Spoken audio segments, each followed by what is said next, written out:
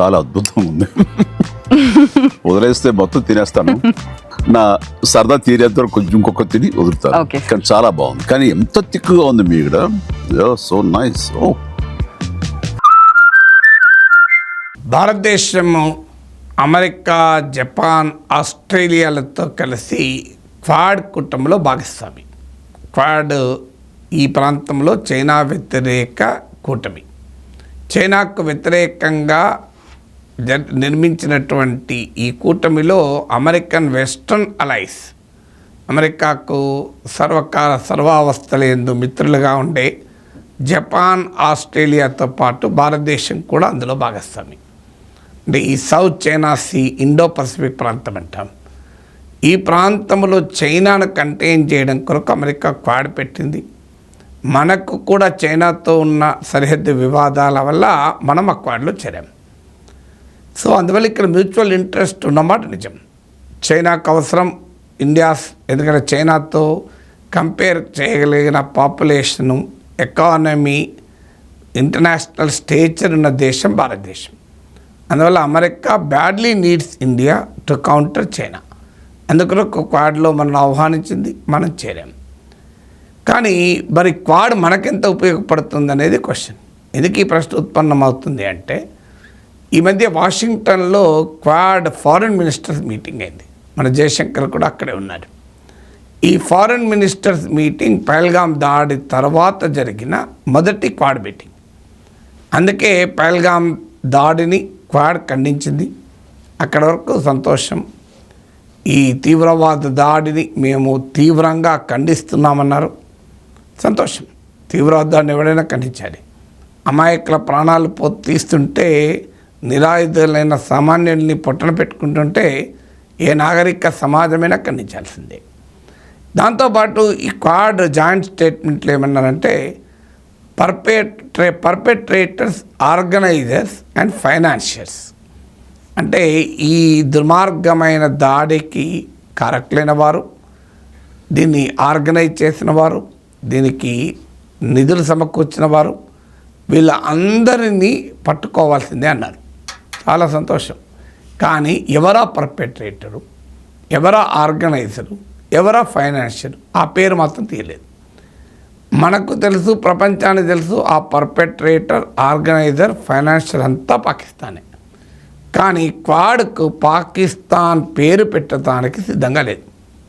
భారతదేశం సహజంగానే కోరుకుంటుంది కదా పాకిస్తాన్ పేరు పెట్టి విమర్శించాలని. అందువల్ల మరి క్వాడ్లో మనము చైనాకు వ్యతిరేకంగా అమెరికాతో వ్యూహాత్మకంగా కలిసి వస్తున్నప్పుడు, దానివల్ల చైనా పాకిస్తాన్కు మరింత దగ్గరైనప్పుడు, మరి what are we getting in return? ఎందుకు క్వాడ్లో ఉండాలి క్వశ్చన్ వస్తుంది కదా. మరి అమెరికాకు, ఆస్ట్రేలియాకు తెలియదా పాకిస్తాన్ చేసే దుర్మార్గం? అయినా కూడా ఆస్ట్రేలియా పాకిస్తాన్తో కలిసి కౌంటర్ ఇన్సర్జెన్సీ సంబంధాలు అని, తీవ్రవాద వ్యతిరేక కార్యకలాపాలని సంబంధాలు పెట్టుకుంటుంది. మిలిటరీ విన్యాసాలు జరుపుతుంది. కౌంటర్ ఇన్సర్జెన్సీ ఆపరేషన్ జరుపుతున్నామంటారు. పాకిస్తాన్కు, ఆస్ట్రేలియాకు మధ్య మిలిటరీ రిలేషన్. ఇక అమెరికా అయితే చెప్పాల్సిన అవసరమే లేదు. అమెరికా పాకిస్తాన్కు ఏ రకంగా మద్దతు ఇస్తుంది అనేది మనం ఇటీవల చూసాం. కనీసం పహల్గాం దాడి తర్వాత ఒక్క మాటైనా టెర్రరిజం అన్న పదం అనడానికి అమెరికా సిద్ధపడలేదు. పాకిస్తాన్ను ఖండించడం ఇక తర్వాత సంగతి, టెర్రరిజమే అనకపోతే. అసీం మునీర్, ఈ పహల్గాం దాడి కారకుడైన వ్యక్తిని వైట్ హౌస్ పిలిపించి విందించి, వారికి ఎక్కలేని గౌరవం ఇచ్చి, is a great man, I'm honoured to meet him అని ఒక దేశ ప్రెసిడెంటు, ఒక ఆర్మీ చీఫ్కు ఎక్కడా ఎప్పుడు ఇవ్వలేనంత గౌరవం ఇవ్వడం, ఐ లవ్ పాకిస్తాన్ అంటూ ట్రంప్ మాట్లాడడము, ఇవన్నీ దేనికి సూచన? ఇప్పుడు మన మోడీ ప్రభుత్వం కూడా ఆలోచించాలి. అమెరికా కోసం మనం ఇంకెవంతోనో పెట్టుకుంటే మరి అమెరికా ఎందుకు కలిసి రాదు? ఇలా అమెరికా కోసం మన చైనా వ్యతిరేక కూటమిలో భాగంగా క్వాడ్లో ఉన్నాం. మరి అమెరికా మన కన్సర్న్స్ కూడా పట్టించుకోవాలి కదా. యునైటెడ్ నేషన్స్లో కూడా అమెరికా ఇలాగే చేసింది. పహల్గాం దాడులు ఖండిస్తూ స్టేట్మెంట్ యునైటెడ్ నేషన్స్ ఇస్తే, ముందు ఆ స్టేట్మెంట్లో ద రెసిస్టెన్స్ ఫ్రంట్ అని క్లియర్గా రాశారు. లష్కర్ ఈ తోయిబాకు ప్రాక్సీ అయినా ద రెసిస్టెన్స్ ఫ్రంట్ ఈ దాడికి, ఈ టెర్రరిస్ట్ అటాక్ కారణమని.